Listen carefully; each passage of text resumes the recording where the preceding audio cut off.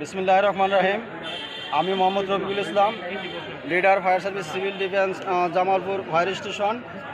আজকে দুপুর 4টার সময়, বিকেল 4টার সময় মাদারগঞ্জ থানাধীন শিবুলিয়া 7 নং শিবুলিয়া ইউনিয়নের ভাটিয়ালি গ্রামে ঝিনাই নদীতে একটি দুর্ঘটনা ঘটে।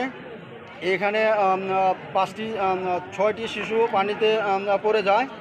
6টি শিশুতে একটি শিশু নিজে নিজে উদ্ধার চলে এসেছে এবং 5টি শিশু নিখোঁজ হয়। আমরা খবর পেয়ে দ্রুত গতিতে এসে 5টা 10 মিনিট থেকে কাজ আরম্ভ করি। আমরা প্রথমে 5টা 43 মিনিটে 2টা মৃতদেহ উদ্ধার করতে সক্ষম হই। উদ্ধার করার পরে আবার পরবর্তীতে 5টা 53 মিনিটের সময় আরেকটি মৃতদেহ উদ্ধার করতে সক্ষম হই এবং পরবর্তীতে আমাদের কাজ 7টা 20 মিনিট পর্যন্ত অব্যাহত ছিল। 7টা 20 মিনিটে আমাদের রাত্রিতে নিষেধ থাকাতে রাত্রিকালীন আমরা এখানে কাজ আপাতত আজকের জন্য স্থগিত করছি। আগামী দিন সকালে এসে আমরা আবার আমাদের উদ্ধার কাজ আরম্ভ করিব।